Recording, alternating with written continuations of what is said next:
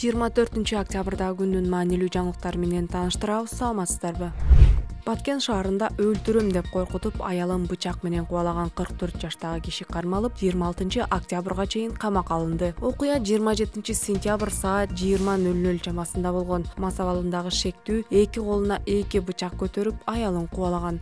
Аял күйөөсүнөн качып Баткен шаардык милициясынын имаратына кире качкан. Милиция кызматкерлери барган учурда шектүү каршылык көрсөтүп, оозго алыс сөздөр менен сөгүп, милиционерлерге бычак шилтеп, кол салууга аракет кылган. Тургун ошол эле күнү кармалып, убактылуу кармоочу жайга киргизилип, бейбаштык беренеси менен иш козголгон. Бирок ал Баткен райондук сотунун чечимине макул болбой, облустук сотко апелляциялык даттануу менен кайрылган. Облустук соттун соттук коллегиясынын 16-октябрдагы аныктамасы менен шектүүнүн бөгөт жарасы өзгөртүүсүз калтырылды. 44 жаштагы киши Баткен районунун 3 айылынын тургуну, 4 баласы бар, эч жерде иштебейт, мурда соттолгон.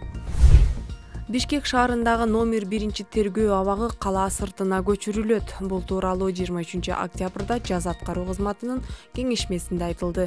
Кеңешмеде жаза аткаруу кызматынын төрагасы Аскат Эгембердиев Борбор каладагы ТИЗО-1 шаар сыртына көчүрүү үчүн президенттин фондунан 26,300,000 сом бөлүнгөнүн белгиледи. Жаңы 2000 орунга ылайыкталган тергөө абагынын сметалык долбоору иштелип жатат. Ал Чүй облусунун Төмөнкү Нооруз айылындагы ТИЗО аймагында жайгашат деди ал. ТИЗО-1 Бишкектин Горький менен Жукеев Пудовкин көчөлөрүнүн кесилишинде жайгашкан. Буга чейин ТИЗО-1 шаардын борборунда жайгашкандыктан адам өмүрү менен ден соолугуна коркунуч туудуруп, андан тышкары автоунаалардын ээн эркин кыймылына тоскоолдук жаратууда деп айтылып, шаардын сыртына көчүрүү сунушталып келген. Шаардын башкы планына ылайык ТИЗО-1 аймагы аркылуу жол өтүшү керек. Бирок каржылоонун жоктугунан аны көчүрүү боюнча маселе көп жылдан бери чечилбей келген. Бишкектеги Чүй менен Шопоков көчөсүнүн кесилишинде жайгашкан Ожак кебаб кафесинин кошумча курулушу бузулду. Кафенин ээси менен жер тилкесин ижарага алуу келишими Свердлов райондук прокуратурасынын үстүбүздөгү жылдын 8 августундагы буйругу менен бузулганы айтылды. Ожак кебаб кафесинин кошумча курулушун буздурууга мэрдин орун басары Нурдан Орунтаев барды. Иштин жүрүшүндө жеңил конструкциялардан жасалган кошумча курулуш бузулуп, 280 чарчы метрди түзгөн муниципалдык бошотулду. Ожак кебаб түрк ашканасы 2005 жылы негизделген, анын негиздөөчүсү Гулина Калиева. Аталган кафенин Бишкекте 10дон ашык филиалдары бар.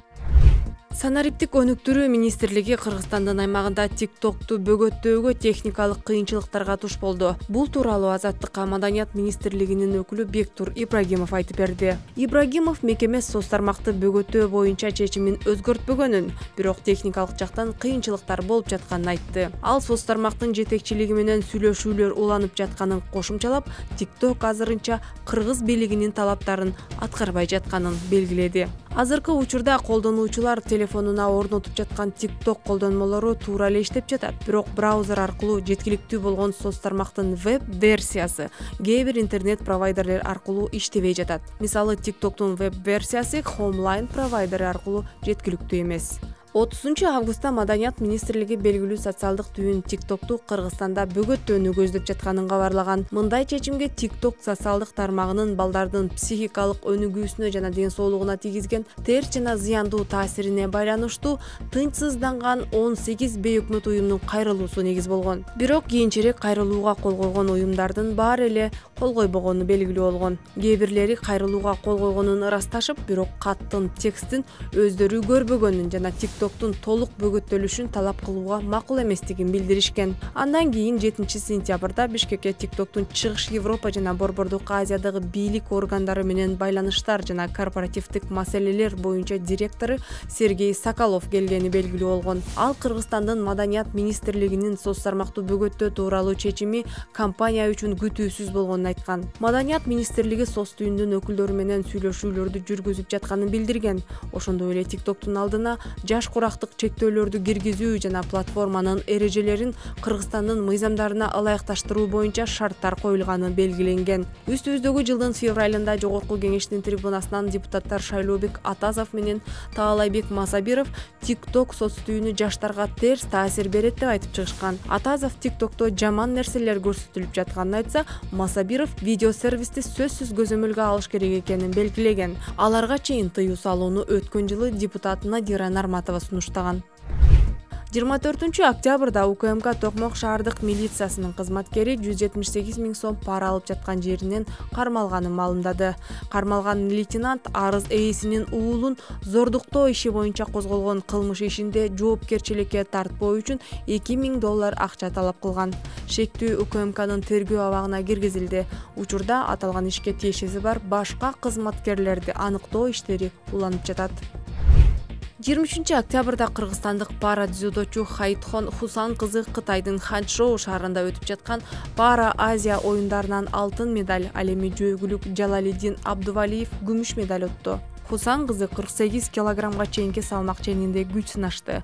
Алгач индонезиялык Новия Ларасаттини жеңип, чечүүчү финалдык беттеште жапониялык Хангаи Шизуканы 1 минут 25 секунд аралыгында жеңип алды. Спортчунун жеңиши Кыргызстандын тарыхындагы Пара Азия оюндарынын алгачкы алтын медали болуп калды. Буга чейин Хайтхон Хусан кызы Казакстандын Астана шаарында өтүп жаткан пара дзюдо боюнча Азия чемпионатында алтын медаль тагынган.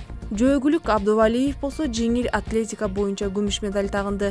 Ал 5 чакырым аралыкты 17 минут 18 секундта чуркады. Жалалдин Абдувалиев параатлет, триатлон боюнча эл аралык класстагы спорт чебери жана көз азиздердин насаатчысы. Кыргызстандан чыккан алгачкы паратриатлон боюнча 2 жолку дүйнө чемпиону, Азия чемпионатынын коло медалынын ээси.